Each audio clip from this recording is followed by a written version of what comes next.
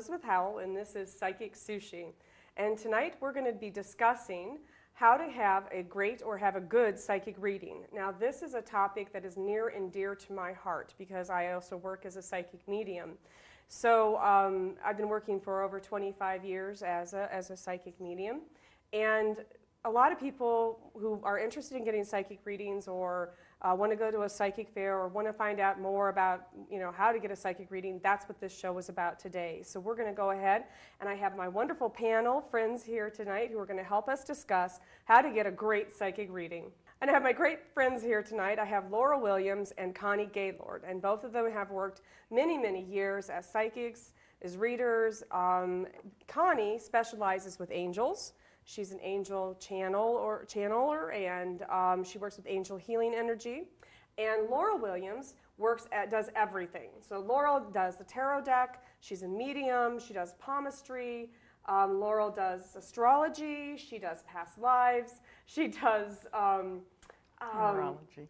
What? Numerology. And numerology. So she does like a lot of different talents. And we're going to discuss these different tools, these different aspects, and what does this all mean? We're going to answer those questions. What does it all mean? All right. So thank you, Laurel and Connie, and the audience can clap now. We do tape before a live studio audience, so there you know. Now you've heard the live bodies clap. So better than hearing the dead. Now, for years, as working as a psychic medium, I also taught classes in tarot and astrology. And for anyone who's curious, I want to start right off with the fact that I encourage people to read. And if you're interested in getting a psychic reading, to kind of read up a little bit, maybe get some background. And I really recommend this book, Idiot's Guide to Psychic Awareness. And the reason I recommend this is a very good textbook for understanding or learning all about what psychic intuitiveness is, what is this about. And it goes into depth about how to become intuitive as well if you want to practice your intuitiveness. But it also goes into and talks a lot about the basics and just describe, like we're going to today, describe the different aspects of what is a psychic, what is a medium, what do they do, and what does it mean. So I think everyone is very familiar. They might see a sign and out by the road. And they become curious, I want to go get a psychic reading. I think the first thing we get is someone comes in and says, I'm curious, I've always wanted to get a psychic reading, but I don't know who to go to. I don't know how to get started with this first. So I always suggest the first step is to go to someone who is what we consider a professional intuitive, and someone who has been in or a spiritual counselor, or someone who's been in the field for a while. The reason why I suggest that is because someone who's been working as an intuitive or as a medium, if they have a regular office or a regular site, they're not going to be this fly-by-night or they're going to take off. Now, some readers do invite people into their homes, and that's understandable, but for the most part, finding a reader who's associated with either a bookstore, a center, a healing center, or maybe even at a psychic fair. Now, we have said that psychic fairs are really a great place to go ahead and learn more about psychics and what a psychic reading is about. And I always encourage people, the psychic fair is a great way to learn about all the different types of readers that there are out there. And so if you can't make it to one-on-one with someone, you can find someone at a psychic fair and you may like them and then go to them in private as well. So that's why a psychic fair is a wonderful opportunity, because it can offer you 12 to 16 different readers where you can pick and choose what you want. What I have found most, though, is that when someone comes into even a psychic fair, the biggest questions they have is, what does clairvoyance mean? What is a medium? What does that mean? So Connie and Laurel, I want you to jump in here at any time. And let's first discuss the clairs. And I think we call them the clairs. There's clairaudient, clairvoyant, clairsentient, and what was the other clair? You don't know. We're stuck with the clairs.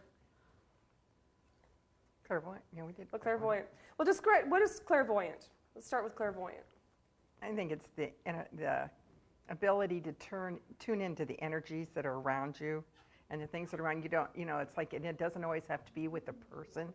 It can be with the energies that are around you and things that are around you that you can feel. It's like when you go in that room and you have a feeling of being uncomfortable, or you see a dog and maybe you don't like it or you do like it. It's that you paying attention to you, and that's your abilities.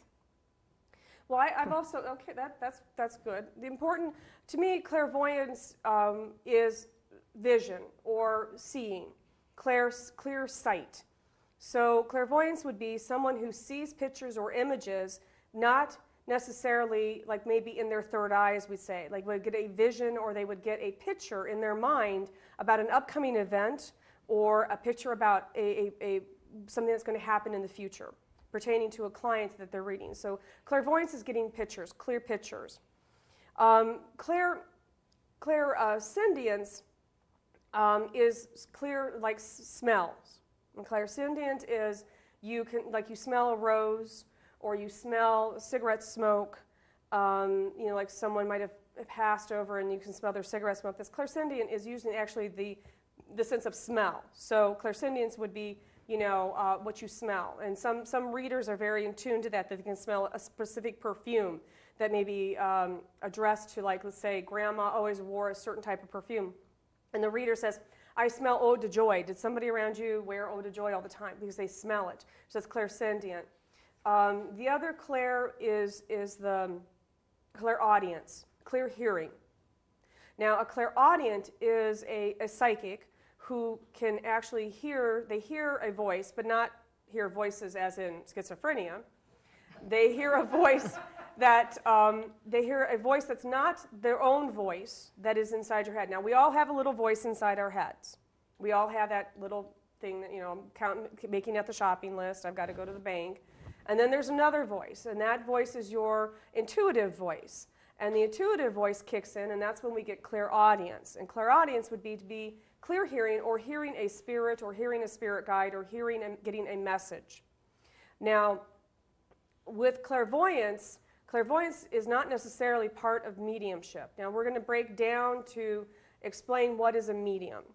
Now, Connie has taken classes in mediumship. Connie, would you like to explain what a medium is? Medium is actually picking up messages from those who have crossed over. So when Describe crossed over. Crossover is those who have passed away. Okay. In spiritualism, crossed over means someone who has died. So or made the transition. Made the transition. That's another way of saying it. So, for example, I took an advanced mediumship class, and in this particular class, we actually had to work with all of the senses: the clairaudient, yes. clairvisual, and clairsensual. Was that the one at Lilydale we took? That was the one at Lilydale. With Gretchen Clark. Right. Yeah. And that was very hard. Yes. Hard. And yeah. One of the things was we were in our little group, and all of a sudden I looked at the clairsensual isn't my strongest point, but the clairaudient was visual, was right there for me. Clairvoyant, I'm sorry. Clairvoyance. Clairvoyance. So suddenly I said, I smell cinnamon or ginger. No, it was ginger. I said, I smelled ginger. But as soon as I smelled the ginger, then I saw a large kitchen with a lot of ginger cookies. And so I said to this one person, I said, what does ginger cookies means to you? She says, that was my husband's love. She had to buy him a bag of ginger cookies every single week. And of course, he has crossed over. He's made the transition. So that's how we were learning in mediumship class, how to actually bring them to use them basically right there on call. We had to say, okay, I have to do this, and then make it happen. So that was the experience in that class, and we had to use every one of the things that she mentioned in tools. This class, yeah, in the tools. When we talk about working as a psychic, psychic means actually breath of spirit is one of the breakdowns.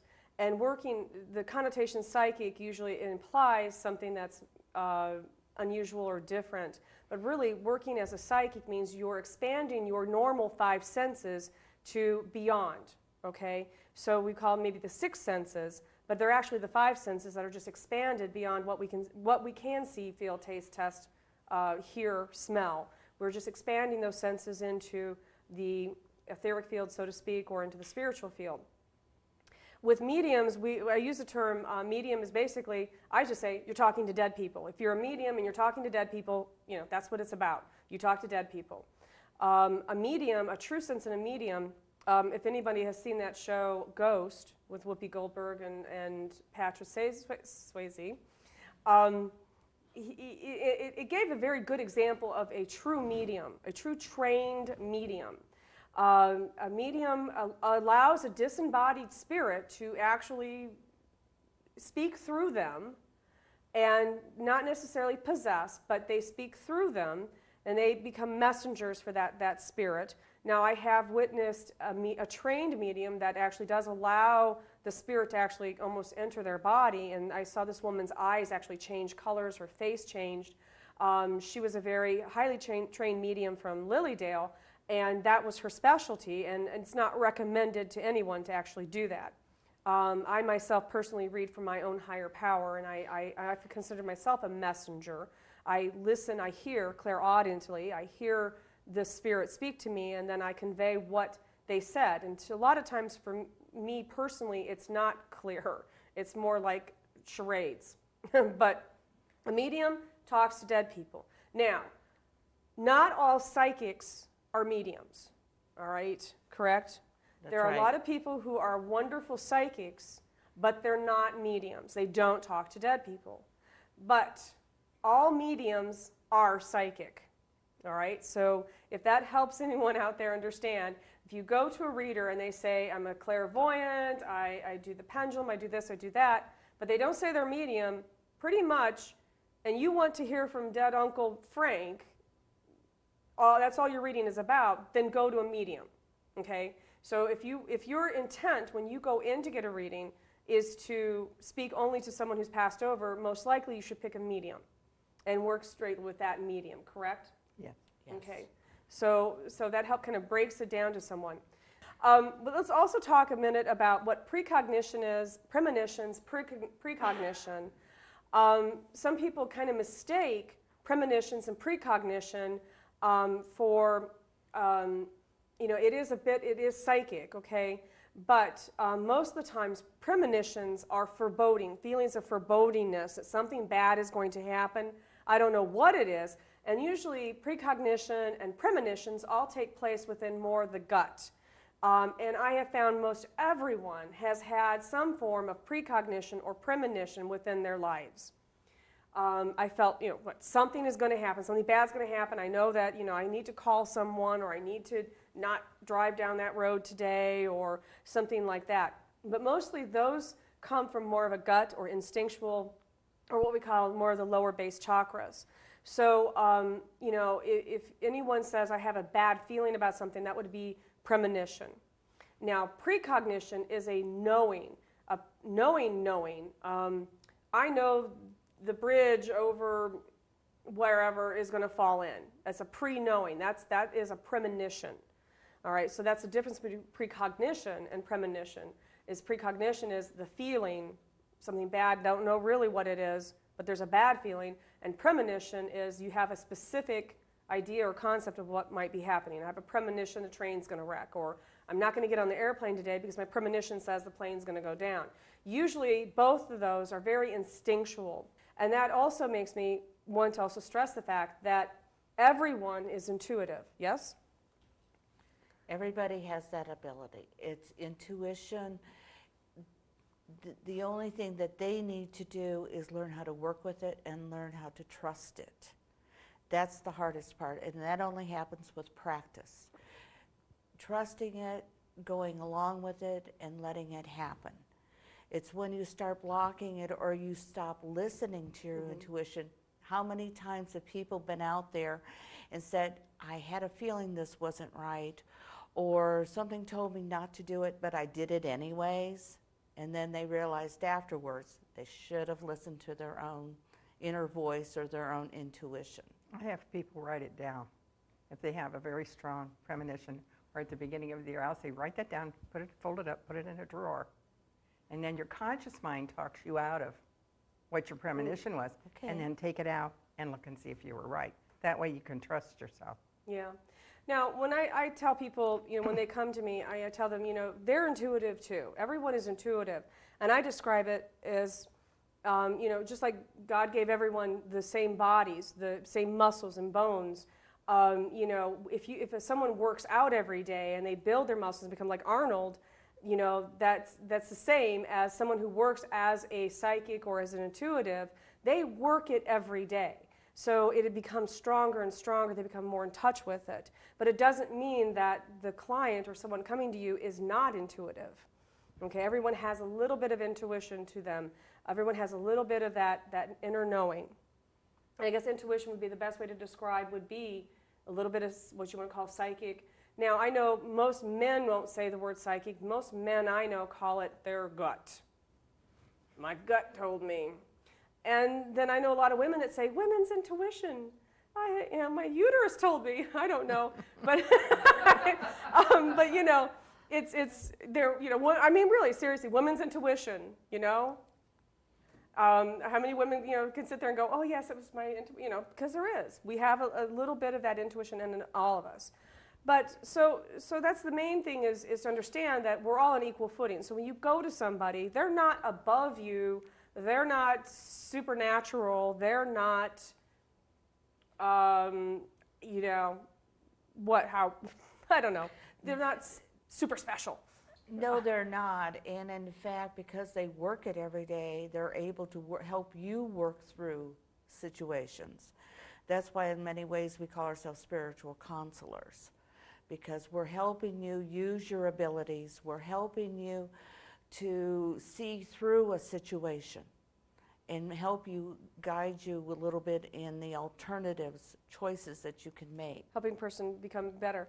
As I describe, and I tell people when they come to me, I say, nothing is ever etched in stone, and I do stand on that. I believe that when you come and get a reading, you are getting a reading to help your life better. There's a lot of free will, and that's between you and God. But a reading can tell you the general direction your mind, body, and spirit are taking. But again, nothing's etched in stone. So if a reader says this is, absolutely etched in stone, it's really not. You have the ability today to change what the future. If there's something you don't like in the reading, you can change that. You can change. There are positive ways through prayer or through maybe going to therapy or doing something proactive to change something if there's something negative coming in. You don't have to go through something bad. And we'll talk about bad readings in a minute. But let's talk about how to get a good reading. All three of us work professionally as readers. And, the first thing I find is someone's coming in to get a psychic reading because they're going through a lot in their life. Something's going on, they're inquisitive, maybe they've lost a parent and they want to just connect. Or maybe they're going through job changes, or maybe they're going through relationship issues. No one ever comes to a psychic because they just hit the lottery and, they want to just know how great their lives are, okay? Usually people come in, and that's why I also take it very seriously as an ordained minister. I'm an ordained minister in the Church of Radiant Light. Laurel is an ordained minister, and so is Connie. And we take what we do to be very serious as spiritual consultation. So number one, we when someone comes to us, it's going to be on a spiritual level. We're going to be helping you on some level. Not just us. There are some terrific readers out there who are also spiritual ministers, and as well as PhDs and other things. But so the person's coming and they want to find out what is in the future, what is going to happen, because they're in a little bit of stress at the time. Listen, so the point is you want to come in and be open. You want to be open to what the reader has to say. You want to maybe say a prayer before you come in to get a reading, or just think about what you want. What is your intent? Set your intent before you go get a reading. But basically be open. And turn off your cell phone. Turn off your cell phone. But we find that it's important that someone come forward and at least be open and be willing to hear what the reader has to say. I often tell my clients, and I'm sure you guys do too, that I don't control what I'm saying in the sense what comes through, and it's meant for you at this moment. And it may not make sense right now, what you get in a reading. It may not make sense that day, but then the next day it may make sense. So kind of, John Edward talks about this. He calls it, was it amnesia, reader amnesia or something, or client amnesia, where the client is like, no, I don't remember that. No, I can't. And then the next day they're like, oh, yeah. So remember, you're going to have a certain level of forgetfulness, or you're not connecting. The other thing is you want to make sure you do connect with the reader. Number one is if you're drawn to the reader, or you like their face, if you're comfortable with them. That's very important, correct? I mean, when someone comes in, they want to feel comfortable, and you want to know that you have some kind of connection with the reader first, And if you don't, that's okay. Now, often when you sit down with the reader and they're starting to read for you, you may know right off the bat whether or not you're connecting with that reader within the first 5 minutes, correct? Especially at a psychic fair. Laurel's had it, Connie's had it, I've had it. Someone will sit down and we're not connecting. And that's not bad or good. It just means the connection's not there. And that person's not meant to get read by that other person. That's all. There's no judgment call in it. It's just there's not a connection. Most readers at psychic fairs, or most readers in private, if they're not connecting with the client, they're going to honestly say, we are not connecting. Connie's had that happen, and she's come up and said, here, we're not connecting, because it also shows in the integrity of the reader that if the reader hasn't connected, they're not going to try to pull things out of the air and make things up.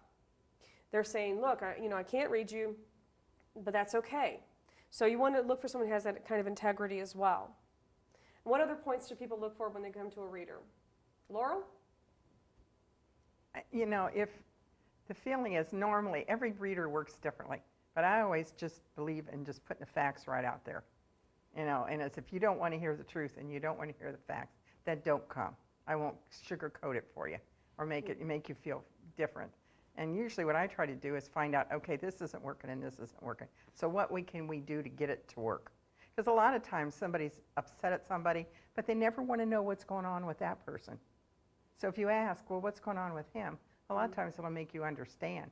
So if they have an open mind for you to come around from different ways, rather than my husband's a bum and I don't like him, Now and I encourage also when you're getting a reading to either bring a tape recorder or a pad of paper, write it down.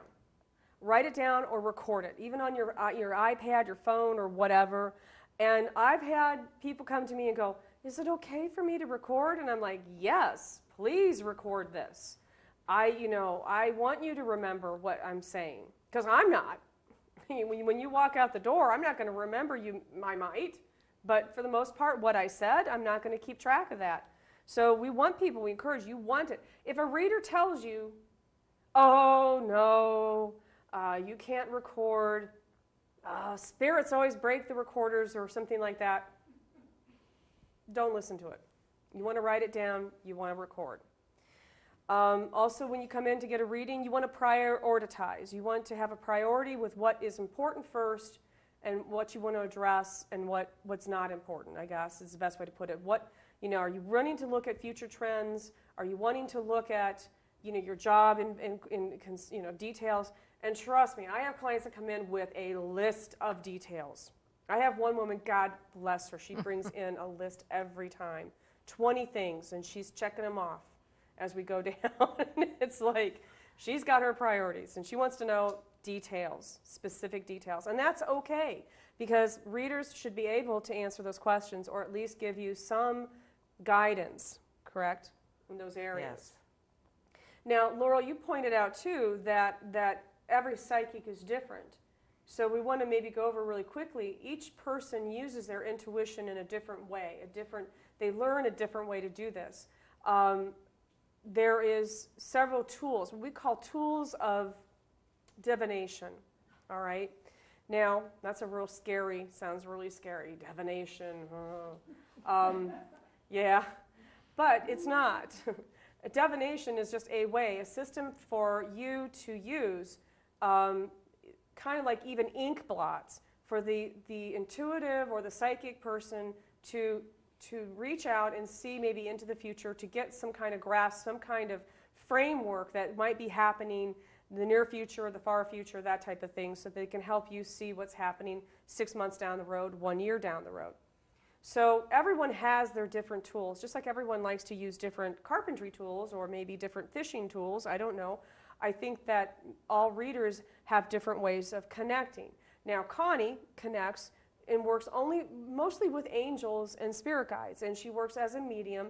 Very, very rarely do you use cards. You use a deck called, and we don't have that deck here, but you use like an angel oracle deck. I use an angel oracle deck, and what's really nice about the deck, they're just consist of words, single one-letter words.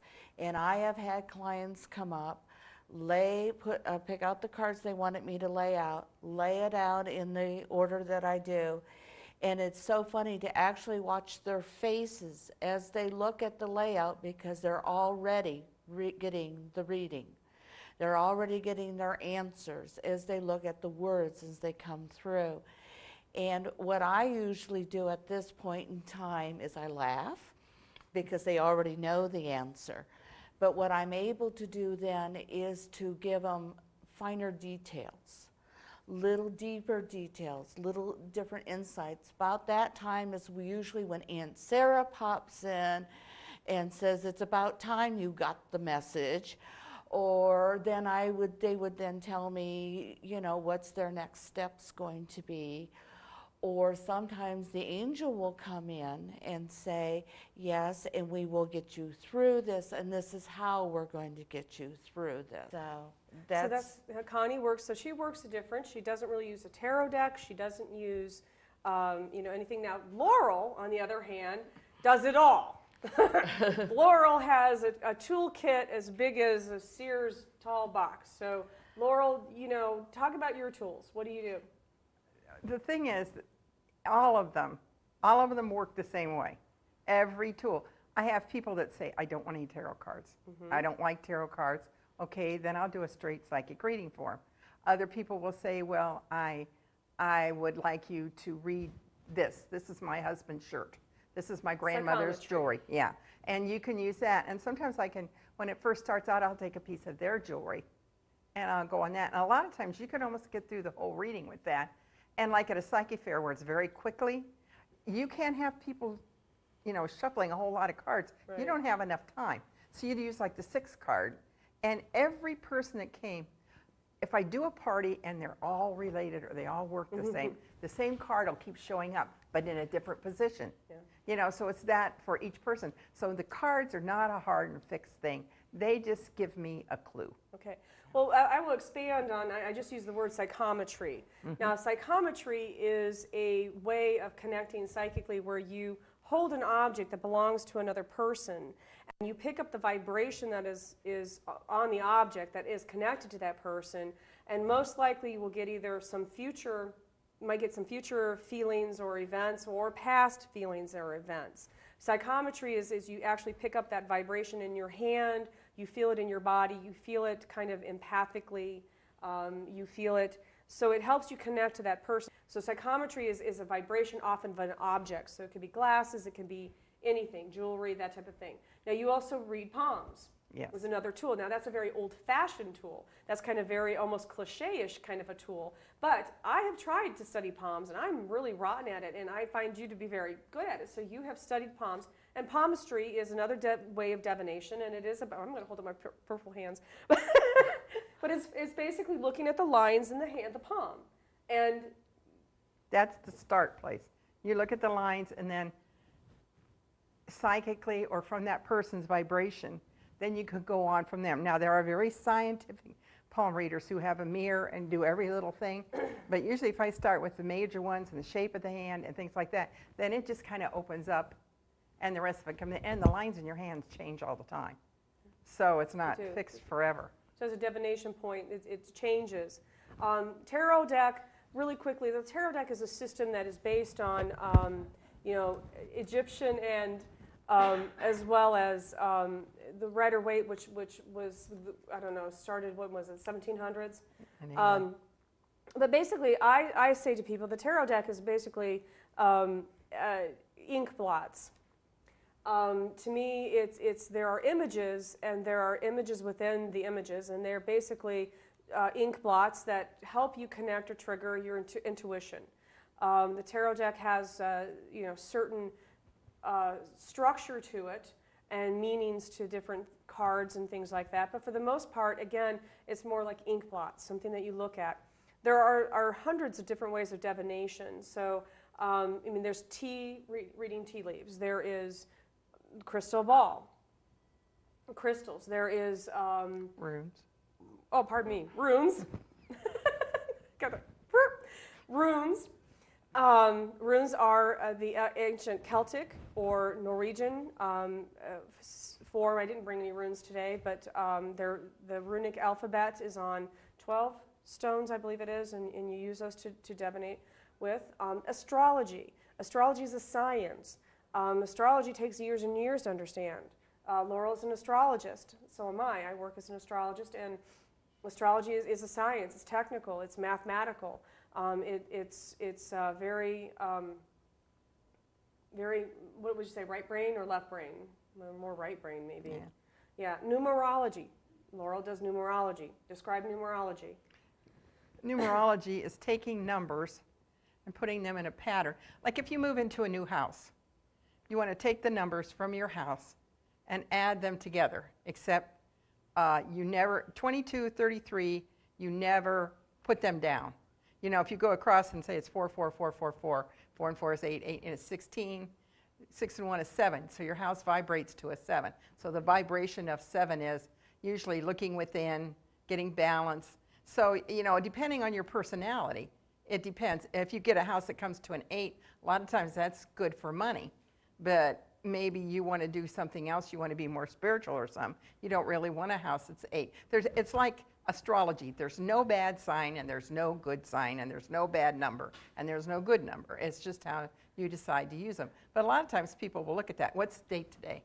What does the date add up to? You add up every year. A lot of times when I have groups, we'll sit down at the beginning of the year, and we'll put the number vibration for each day in to see how that works for them. Because what you need to do is figure out what works for you. You know, what does it for you. Right, and numerology is 0 through 9, and actually numerology is one of the oldest divination tools. It actually started in Africa over, I think it's like 5,000 years ago.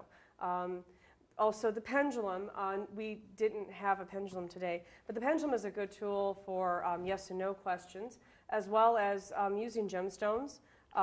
We have a bunch of crystals here today. Gemstone readings, a very dear friend of mine does gemstone readings, and it's very fascinating dropping the gemstones and what they mean in your life. So again, we have a lot of different tools of divination. So does it mean one reader who does a whole bunch and then one reader does only one thing? Are they good, better than the other? Not necessarily. Not necessarily.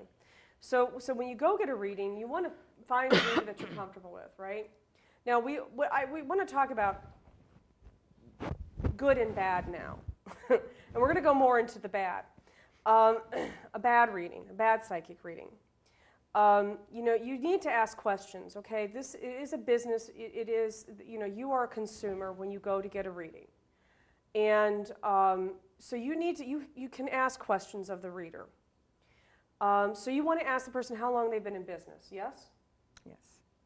And you want to find out, do they do it full-time, part-time? Is it just their, you know, is their hobby? Or is this like their actual, are they committed to this as being a full-time business? I think those are good questions to ask. I think you also need to ask about if this person, you know, what kind of readings do they do? Do they predict the future? Do they do, you know, and do they believe in free will? And that's a good question to ask, because going to a reader and you go in and the reader's like, this is how it is. Uncle Frank is gonna pass on December 12th and blah, blah, blah, blah, blah, and frighten the bejesus out of you, and they have this etched in stone, that could be a real problem in two different levels. One is somebody tells you something bad is going to happen, you're going to believe it, and it's going to make you fearful, so all of a sudden now you may be obsessed with that specific date or that specific event, and then it might get in the way of your free will. Maybe that's the best way to put it, right? You want to connect with a psychic, again, as I said, who might be associated with a bookstore, a healing center, or something like that. Then we get into the touchy subject of storefront readers, or readers that have, offices, and, are they fly-by-night? Some people may set up a sign out front at a, location, and they're all bright and, neon light, and, and madam or mistress or something, and so you're thinking that they're not fly-by-night, but they might be. So you want to make sure that they've been in an area, they have a clientele base. I usually tell people what word of mouth is the best. Yeah. The other thing you want to look into is for the bad readings. This is my biggest peeve, and I'm going to use it. If you go to a reader and they say, well, we're going to charge you $20 for a tarot reading and another $20 for an aura reading, and then, everything's listed in a different, charge, okay? So pretty soon you're racking up $100 in a reading, and you only wanted to ask a few questions, okay? So you want to get your prices up front, number one. And number two, you want to be careful of people who are dividing these things out, if it is all about the money. You are going to pay a good sum for a good reader. There are some top readers. John Edward is not going to come free. Sylvia Brown is not going to be cheap. All right? Sylvia Brown has a waiting list of, 3 years? So you pay. Sometimes you have to pay more for what you want, but there are some fabulous readers. We have some fantastic, wonderful top psychics in Ohio. Ohio is the number 3, and I was just talking this the other day with someone. It's the third, as state-wise go, California, Florida, and then Ohio, as far as rated psychics. Ohio has some of the best readers there are in the country. So you have to find them, though. You do want to be careful of a reader who is going to should on you, right? You should do this, you should do that. You thought I said the other word, didn't you? I wasn't real sure. You don't want to get should on. Okay, part of the should-ons are, give me $500, and I will take this, and I will bury it, and I'll give it back to you in a week, and, you have to do this, you have to, or your little baby is going to die. You have a curse on you. Okay, we start getting into those gray areas or dark areas, curses. You've got your examples. Don't tell anybody this is a secret. Don't tell Come right back. I'll get a candle from my church. It only costs you $300. And it's just a plain. Anything I swear, gosh, I can't believe it said it like that. Anything where you're using fear as the base. Anybody that's trying to make you afraid, then run out the door as quick as you can, and they have no power over you unless you give them power. If you're afraid, then you're going to have things happen. If you're not, I have clients come to me, well, if I don't give her the $200, what will happen? Not a darn thing. Your $200 not a darn thing, You keep your $200, and a lot of times they cannot afford it. I mean, they're just barely getting by. This is taking food out of their children's mouths. And this is not a reader, this is a con woman. Yeah, and I want to stress that because where I worked, we would get clients that would come in and say to me, in particular, one gentleman in particular, and I'm sure it's okay to use his first name, but this gentleman came in and he had given a reader $10,000 for a love spell. And he came in to me and asked me if he was going to get his money back. The first thing that crossed my mind was, well, where have you been all my life? Just joking. But, unfortunately, no. Speaking to a lawyer, I got the information that usually there's not a lot you can do. I talked to the county, I've talked to the prosecutor, the county prosecutor. He said, if I go after them, I have to go after you, hon. And I'm like, well, what is this about? And he said, no, the bottom line is it would be civil. That if you loan money to somebody, that it's a civil case. That's basically how they would view it. So it's not really criminal at this point. Even a con game like that is not considered criminal, it's considered civil. But beware. Be aware of these types of scams. I can lift a curse. You have a black aura. What are the other ones you've heard?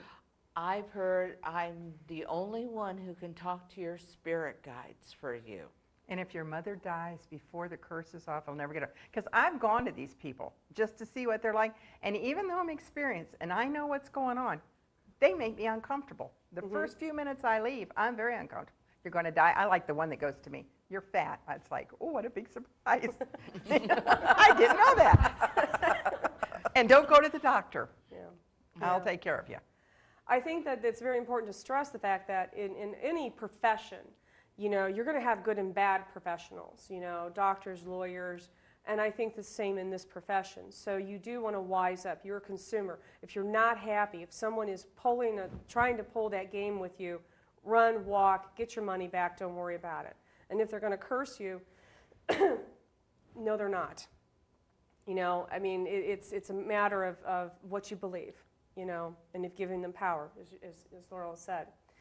So a bad reading would be fear-based. A bad reading would be, how about fluff? How about foo-foo fairy dust? I've always wanted to say that on camera. Foo-foo fairy dust. You go in and get a reading, and all they do is talk about for 15 minutes stuff that makes absolutely no sense. And so you want some substance. You want to know about the future. You don't want to know, and then that's the other thing. Do you want to know about the future? Or are you just getting told the past? What you did. Sometimes a reader will sit down and tell you nothing but the past, unless that is your intent. Now, Laurel does past lives, right? Yes. So that would be your past, but They have to ask for it. They have to ask for it. What's another bad thing about bad reading? Too many cards, too much information. It's like you get so overwhelmed that you cannot, even with the tape, remember. I mean, they just, it's like this. I had a girl read me once. She had like 5 decks of cards before she got done. I got so confused before she got done, and I could figure out. And too many cards, if you put 2 cards down and you don't like the answer, you don't put 2 cards more down until you get the answer you want. Mm-hmm. You stop and accept it. And so if you're getting too much information, too many things, doing too many things, if you're confused, then ask them. You have the right to ask them, what's going on here?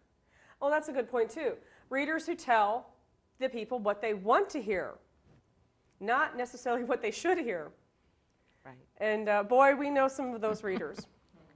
We love them. But they'll tell you what you want to hear. I want to hear that I'm going to get back with my boyfriend. Oh yeah, you're going to get back with your boyfriend. He's going to love you and everything, and then it doesn't happen. Well, that goes to show you, though, too. You're going to keep going back to that reader after 6 months, and the boyfriend still dumped you. Yeah, because some people read faces, and if your face falls, then they'll tell you what you want so that you leave happy. What are other signs of a bad reading? I think sometimes if the reader comes on to you, that young females will run into that. A lot of times I've gone where there's young males reading, and they'll all run right to them, and it's like, what's going on over there, Actually, yeah. I know a couple of readers. This one guy in particular, he would be hitting on the girls all the time. And it was just like, there's an integrity level. Number one, a reader shouldn't date their clients. A reader shouldn't be hitting on you or making you uncomfortable, saying anything sexual. These are all bad readings. Run! Just run! So now, I think we pretty much cleared up. You want to add anything to a bad reading? So now, what we're going to do is we're going to give an example of a psychic reading. So we're going to actually work as a panel with this, all right? So we're going to ask someone from the studio audience to come up and get a psychic reading here on camera. So we want a brave soul, and I see her because she's a studio audience member, and she has been so kind to come, like for the past, I don't know, 6 shows, 8 shows. Like she's been, you two are getting tied now. Yeah, you know? So we're going to go ahead and give her a psychic reading, and we'll do this on the camera. All right, well, we have our guinea pig here, and she's Lisa, who has come from our studio audience, and you've never gotten a reading from us at all. No. So, you know, as you can see, witness, she has not had readings with us previously. And we're each going to give her a short little reading, just to kind of give an example here to show what, again, a good psychic reading is about. So we're going to start with Laurel. Laurel, go ahead. Okay, first of all, I had her shuffle the cards before this and just put them in 2 piles. It really doesn't matter getting her energy in it. Then I had her write me her name, cursive, her first name and her last name. There are certain things that you look in there that are part of handwriting analysis, and then you just you can get her energy from this because you can connect with her.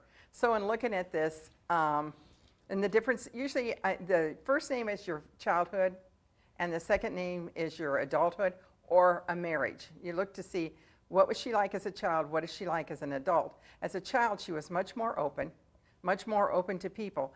As an adult, she sometimes doesn't go for the whole thing. She almost gets there. She has to be more ambitious for yourself, follow through for yourself. If you've had a divorce, you need to look and see how this has changed you. And a lot of times in a divorce, that will make a change in your last name and the way that you handle it. And you can look back on your writing even 3 or 4 months ago and see what the difference is. But this is a person, the I's not right where it's supposed to be. That's fine. That shows a person that can go with the flow. The L is nice and open. She's open to people because the loops are nice and open. But when she gets here and she grows up, things are kind of getting away from her, but she's tightened up. She's not as open. So you need to realize that and try and be more open than you have been. This could be this period of time, or it could just be you at this time. Now I need you to pull me 3 cards out of either one of those piles. And that we're just going to go past, present, future. Okay. First one will be the past. Upside down or doesn't like that? matter. Okay. Just set it there. Okay, this is the past. And out of either one of those, whatever you want. Okay. And one more for the future. I have to think a minute because this is not the deck I usually use. But you can look at the corner. You can look at the pictures. First of all, we are looking at a 9 of Cups, which is a lot of things there for you. But in the 9 of Cups is always never, never settle for security at the price of boredom. So in your life before, sometimes you haven't, going back to your T, not gone followed through because you just kind of backed off what you were supposed to do. This is the present. This is Wands. Wands is always activity and going after things. And he's got the ball in front of him, so it's using that. But he's not really using the wands. So right now you need to look at something you need to do. You're not moving. You're not doing what you want. You're contemplating, but you're not moving. There can be a time of that, but then you should be going. This is a future. Judgment. Judgment is a card of looking around to see whose fault it is, but not finding yourself. Don't be, in the future, real hard on yourself. Don't blame everything on yourself. Normally I'd say this is 6 weeks to 3 months. This is not like for 20 years. But in this period of time, when you're having a difficult time, make sure that you don't look back and blame yourself. Okay. Okay? All right. Well, I'm going to read you real quick. I Okay. need to know your astrological sign. Sagittarius. What I'd like you to do now is just go ahead and shuffle. Okay. Shuffle real quick and just think about your questions. And I need your date of birth. 12/13. Okay, 12, 13, 19, sorry. 58. Okay. You're a baby. And just shuffle till you feel like you mixed them up really good. Okay. And then just set the deck down whenever you're ready. Okay. And cut the deck once that way. Okay. Now, Lisa, what I'm picking up first is, yeah, you're right in the middle with these eclipses. So the ones in June, though, you're going to feel those a little bit stronger than the one you did feel in December. You are a 20-degree Sagittarian. Your moon is in Capricorn, so sometimes you're a little bit of a drama queen. Sometimes, just a little. Okay. Mercury, how you think and process in the sign is Sag. That means that you're quick to assess people, places. Your mind works very quickly. You're also very honest. You say what's on your mind. All right. You just this is it. Venus in the sign of Sag, you're a free spirit. Are you married? No. Okay, because I was going to say, you're a free spirit. It would be hard to tie you down. You have a set of rules for yourself and a set of rules for everybody else. Okay, these eclipses, though, the lunar eclipse did oppose your natal Venus, so you did have issues with females in December and January, possibly around work or with family. Okay, you button heads with maybe a female or two.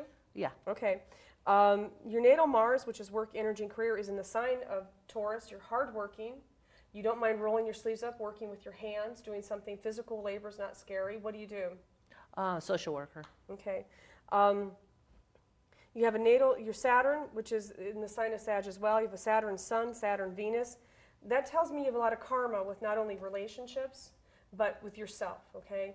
Karma is neither bad nor good, but it does tell me that you're a very conservative person, okay? I wouldn't say that you're wild and crazy, but you have like some conservative aspects to yourself, you know, kind of restraint, Okay. all right? Old-fashioned maybe. Okay, this says that we've got a couple things coming in. One is I need you to watch your health. Okay, female health or health issues, nothing serious, okay? But it could be, imbalances of some kind, hormonal or other things needing to be addressed, okay? This is unforeseen, so it's going to be something that's going to be in the next, probably it's going to be something that's not going to bother you until right when it happens, all right? And it's not life-threatening. We're not talking about anything like cancers or anything like that. You've had some troubles or issues in the past. You're letting go of those. You're kind of letting go of negative people. Mm-hmm. You're cutting them out of your life. Anybody who's negative, I'm getting them out of my life right now. What you're doing now is you're waiting on new things to come in. Okay, you're waiting on God to bring you something. You talked about boredom. We get a little bit of this card is a bit about I'm a bit bored. You know, I'm kind of a bit complacent, but I'm waiting for God to say something to me, or I'm waiting to get that sign, you know. Now, that is not death. Okay, unfortunately, we got the death card, which is like, we didn't want to get that, because that usually freaks people out. Yeah, death but I'm and going to tell devil. you. Yeah. Hey, this is a live reading. The devil card, of course, was the negativity. Devil does not mean the devil. It means negative human emotions. It means greed, lust, addiction, imbalances, people who have mental issues. It's negativity, abuse, okay, that's behind you. The death card is not necessarily a bad card. The death card represents transformation and change. Eclipses bring in transformation and change. So you've got, this comes in alignment with the fact that these eclipses are going to kind of kick you in the butt a little bit and make you change. And I believe it's going to be how people view you. I think you're going to be changing how you interact or connect with people. Okay, like maybe you dress conservatively and you might start dressing like a hippie. Okay, because people might view you differently. You might kind of be at this bohemian whatever, but whatever it is. Now, we do get some face cards, so I don't feel like you're an alone person. Although, are you seeing someone right now? No. Okay. Then this would be family. I do feel that you have some issues going on with family, a male maybe needing some help. He may be going through legal issues, legalities of some kind, or some kind of working on something, paperwork of some type. Opportunities being presented to you in the fall. This is a good opportunity. I don't know if there's a promotion or maybe just necessarily an opportunity around position shift or change, okay? Okay, you've been looking for another position or Yes. hoping for another one. That's the waiting. Mm-hmm. Okay, I'm going to tell you, I feel that I want to go after August, September. There's an opportunity to open up for you, okay? Does that help you out? Oh, that does. Okay, good. All right, Connie. Okay, fine. Shuffle your cards.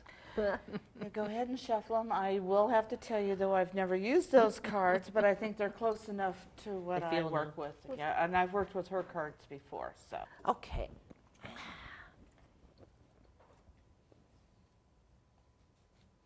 Okay, I want you to pick out 4 cards, leave them face down.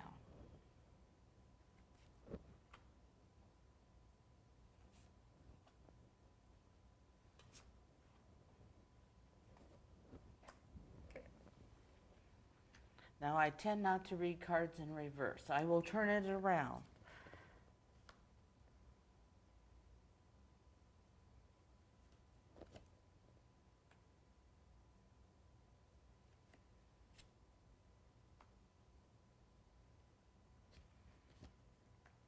Okay, right away, Spirit is telling me that what you are looking for, I'm getting this, okay, I'm getting this saying that what you are looking for in your change, it is something that you have had hidden, something that you have wanted to do for a long time, and you're finally bringing it out and actually going for it. Okay, it's basically telling me, go for it. I'm there's someone here in spirit, because I have goosebumps now from head to toe, that is with you. Okay, and it's basically saying go for it. You've waited too long to make this change. Okay, and that they're really behind you and supporting you on this change. It's going to, not only is the change good for you, but it's actually going to change you yourself. So it's going to bring a lot more new into you, and you're going to have a lot more energy coming in for you. Okay. What I find also is the goddess for Ostera was just fertility. So a lot of good things is coming from this change. So I would say then there's a lot of abundance coming. But it's not all going to be a financial. That's the only thing they're going to tell me. They're telling me to tell you. It's going to be all the other side benefits that are coming from this change. That's going to be helpful. In fact, believe it or not, abundance, or the financial end, is kind of the back reward. It's the icing on the cake, but it isn't the substance. Okay. And then what I really find interesting, because Isis is representing past life, it is very possible the change that you have done is from a past life, that you have done it before. So it is going to feel almost like getting into an old pair of shoes. You're going to be very comfortable with it, and you're going to know what to do when you get in it. Right. Okay, so just go with it as the opportunity opens. Take it. Again, don't be surprised. Have you been having dreams? Have you been having dreams? Oh, yes. Okay, that's what they're telling me. And in fact, the dreams are going to be connecting to what you did in a past life. So that'll enable you then to, you're going in the right direction. Okay. Very good. Okay?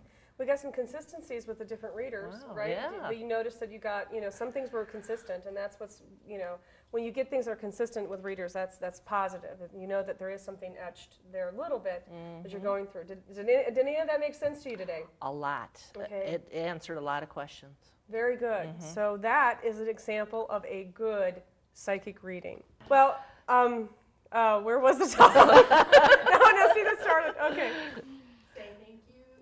Well, we want to thank our studio audience for being here this evening. We want to thank everyone who joined in tonight. I want to thank Laurel Williams and Connie Gaylord, who gave us a little bit of a roundtable about what a good psychic reading is about, as well as how to get a good psychic reading. Hopefully we were able to answer questions, and if you do have any questions, you're more than welcome to email me. We can answer those questions if there's anything we didn't cover tonight. And we would love to have you come down. We would love people to be in the studio audience, and we need participating people, because look what you get. You may get a free psychic reading, or something wonderful will happen if you come down to the studio audience. So we really would love to have people. And what you need to do is go to my website, and that is www.elizabethhowell.com, and you click on Psychic Sushi, and you will get more information about the TV show, as well as going to the email, and you can email me if you'd like to join and be in the studio audience.